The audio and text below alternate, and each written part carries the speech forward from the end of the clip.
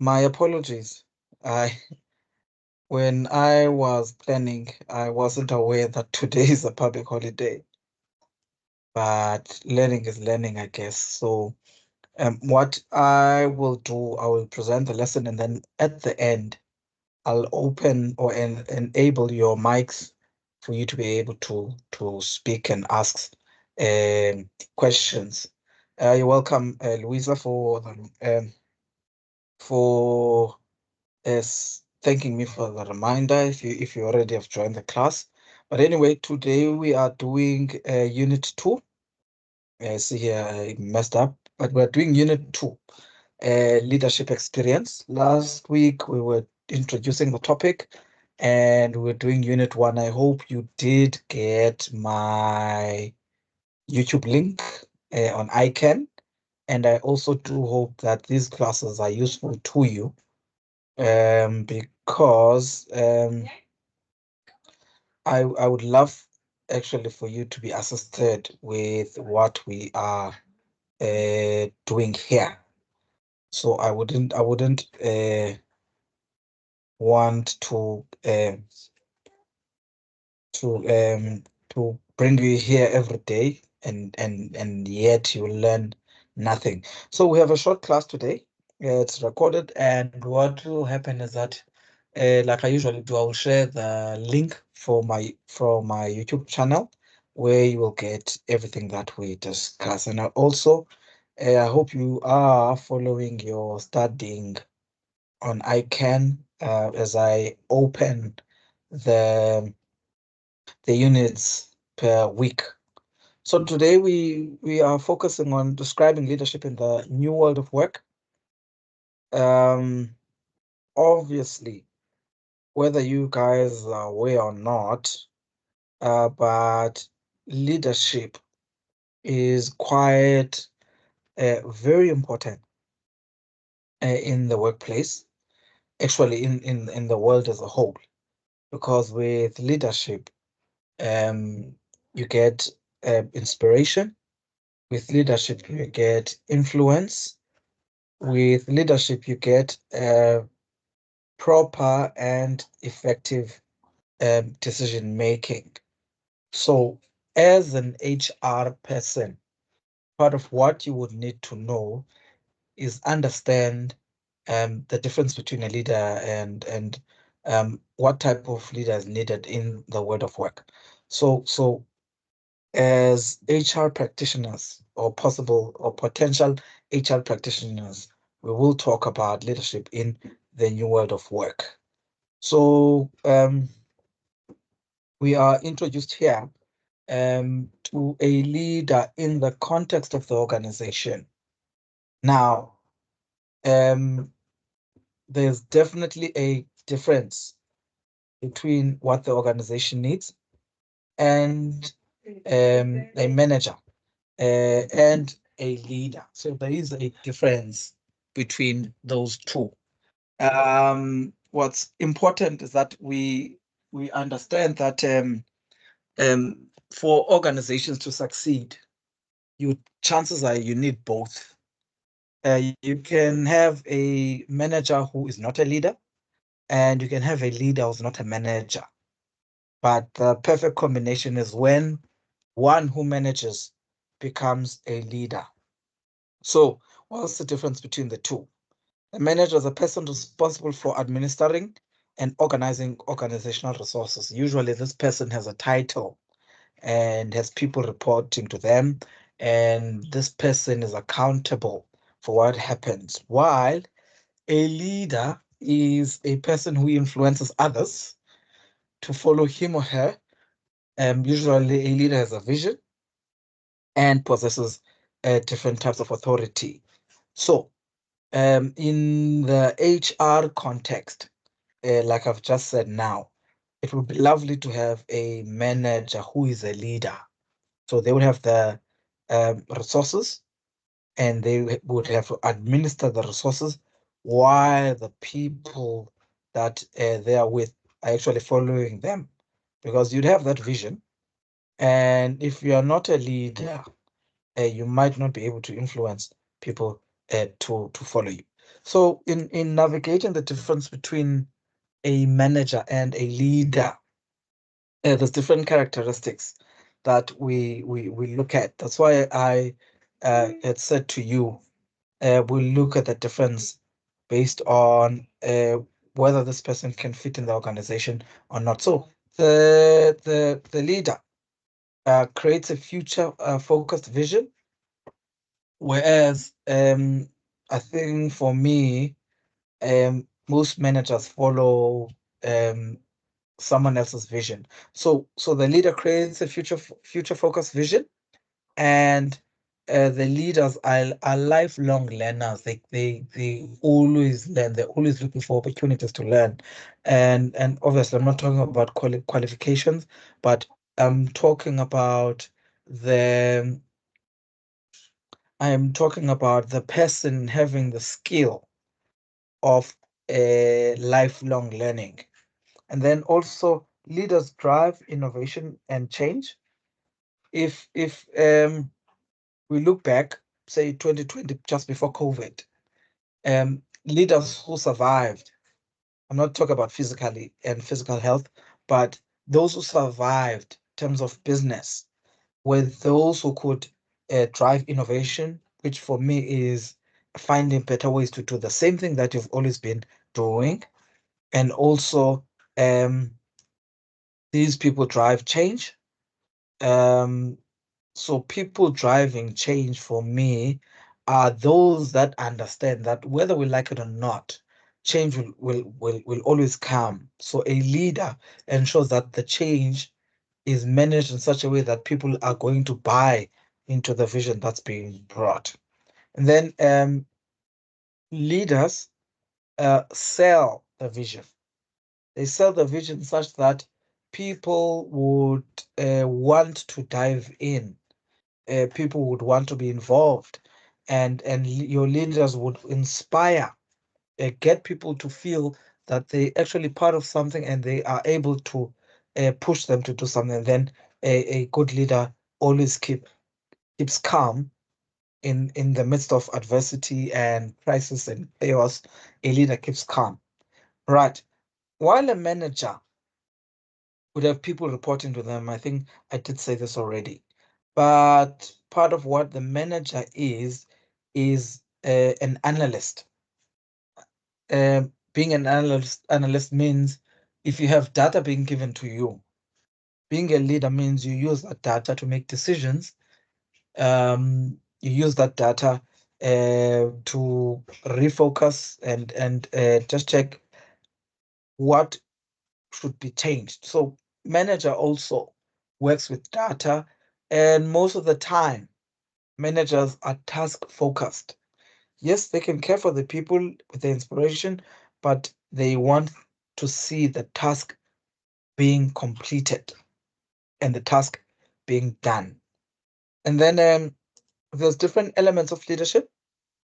I think I spoke in the beginning to say um, for leadership, um, not just organizations need leadership. The country needs leadership, churches need leadership, different organizations needs leadership. Without leadership, um, organizations fail. If I would maybe make an example of the brand that is Nokia. Nokia did not survive in during when Android was changing, when Samsung was growing. Samsung was when Samsung was growing, Nokia was dying. So it's very key that you have a leader being at the helm at the right time and taking the right decisions. So elements of leadership is that effective leadership is essential if organizations are to be successful and remain competitive. There are many organizations who have closed down because of poor leadership or ineffective leadership. So there are elements that are necessary for every effective leader. So for these leaders to actually lead properly or be effective in decision making and anything else that they do, they need a couple of these elements. They need emotional intelligence, where I think we'll discuss it now. But emotional intelligence means you are able to behave. You are able to control your own emotions, and also you are able to manage others and your own emotions. You also, as an effective leader, need the ability to deal with things ethically. Don't cut corners, do things the way that they are supposed to be done. And an effective leader has the ability to resolve conflict. Instead of sweeping it under the carpet, they are there making sure that there are effective ways to resolve conflict. You'd be surprised that in organizations, um, conflict as um, is as or happens quite often than you would believe. So, uh, in order to be an effective leader, you need to be able to resolve conflict. Part of what an effective leader is needs to solve problems. So an effective leader would have effective problem solving skills.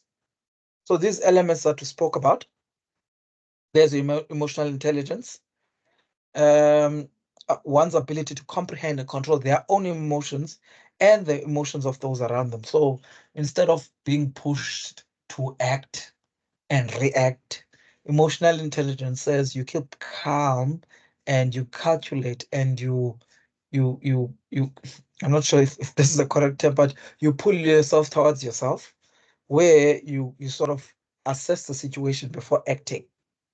And includes things like empathy, includes things like self-regulation, includes things like self-talk, where you are able to motivate yourself even when the chips are down. Ethics, this refers to moral principles that govern our behavior, and these depend on different times where someone is called to make a decision, and such decisions would not be illegal, but they would be sometimes be charged on ethics. They would be charged on ethics, meaning it's one's ability to do what is required to be done. The third element of leadership, which I mentioned, is conflict management. This refers to uh, the way we identify and handle conflicts uh, fairly and efficiently, where we look at um, when it arises, it is handled uh, then and there. And when conflict arises, you are able to identify and you are able to call people who are involved. Because if conflict is not resolved at work, it manifests into something bigger. Um, Something bigger is people have handled themselves where they actually fight at work. So handling conflict could lead to lack of productivity. People are demotivated. When we talk of their inability to handle conflict, you could see loss of customers, you could see fights, many different things could manifest because you have not really handled conflict or you have not managed conflict properly. So a leader has to be able to manage conflict. And then the last thing is to solve problems. So any leader must be able to define a problem and also understand the cause of the problem, be able to identify the problem, prioritize, and then uh, find alternatives for a solution. What are the different alternatives? Weigh these against the advantages and the disadvantages, and then implement the different solutions that are there. Um, Part of what a leader needs to be able to do is to manage diversity. Managing diversity means understanding that there are many different people in the organization, and these different groups in the organization have differences, and their differences could be what makes or breaks the organization. So, as a leader, you would need, and you would need to be able to manage diversity. I think diversity refers to the different races, the different genders, different ages, um, any different characteristics or traits of the people that are in the workplace. I think that the most common could be the different generation or different age groups. There are people who are about to retire. They they used to do things differently. There are people who are only entering the workplace now. Their thought processes, their belief systems is different.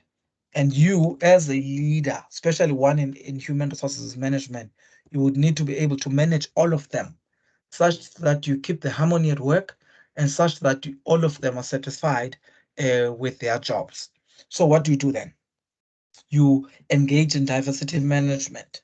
So, effective diversity management is when differences are recognized as resources for organizational competitiveness, leading to improved organizational health and well-being. Now, part of the advantages of having diverse groups or diverse people in an organization is that there are different ideas coming from these different groups. There are new groups being formed. So the fact that there are different people in the organization with different views from different groups could assist in you standing out um, outside your competitors and having the competitive edge over them. Then there are different activities which an organization can engage in trying to manage diversity. You could develop a policy. A policy would be a document which um, clearly states who are the recognized diverse groups and should there be difference in opinion, how would you manage it? And also, what are the different activities that can be done to ensure that everyone is included in the decision making, or even also what are the decision making processes? So that document would clearly state that just because an employee is more senior than the junior employees that are coming in, you would find that such a policy would guide or give a guideline to say, just because you're senior, you can't speak as if this person's opinion does not matter. Then also, because of the different or the diverse groups, you might find that you might need to implement what is called affirmative action. Now, if you check your study guides, you will see that affirmative action is a policy of the South African government. I think it's Chapter 2 of the Employment Equity Act. There, it looks at redressing the past imbalances where white females, black females, people living with disabilities, um,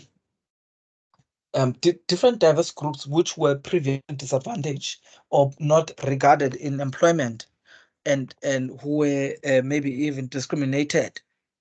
Um, if affirmative action says they should get preference when it comes to employment. I think another example um,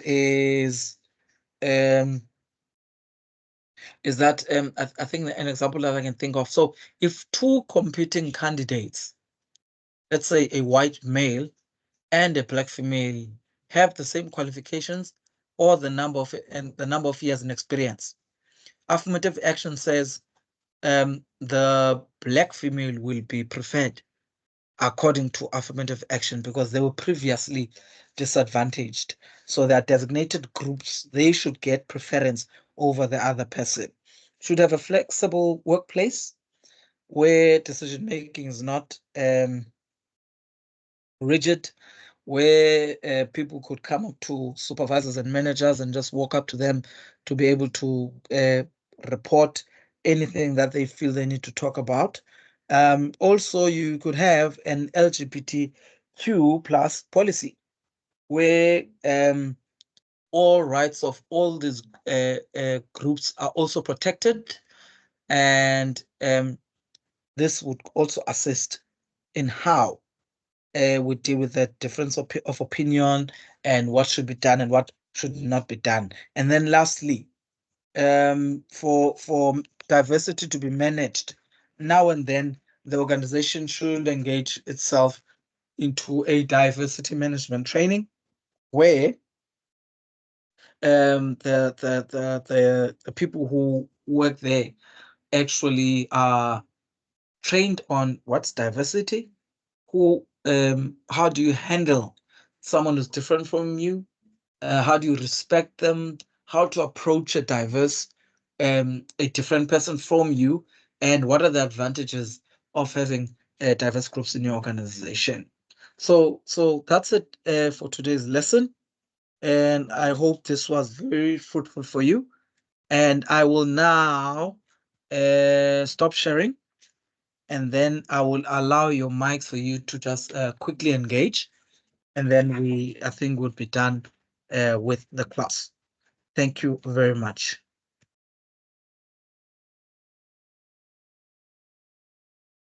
I think for discussion purposes, what I will not do, I must not do, I will not stop the recording, so that when you go back to it, you are able to go back to the discussion as well.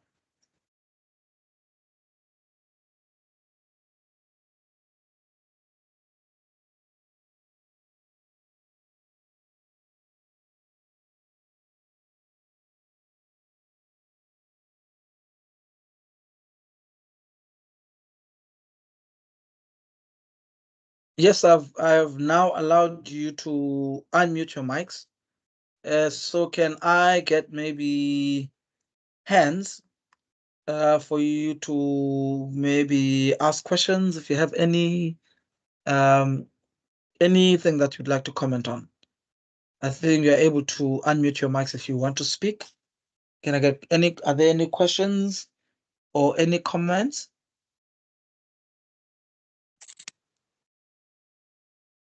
I see Anati. Are you attempting to speak? Okay, not. Pumeza, was your hand up from the last time?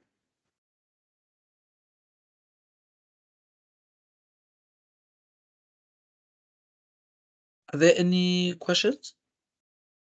Comments? I think there are none. I think in the absence of questions then, let me thank you for attending the class. I hope it was fruitful, that you've learned something. Please don't, if you need any assistance, I'm only an email away. You could just reach me on my email, which is on your ICANN. I think in the absence of these, then good evening, ladies and gentlemen. The link will be sent to you on ICANN. Thank you. Enjoy the rest of your day. Thanks. Thank you. Thank you. Thank you.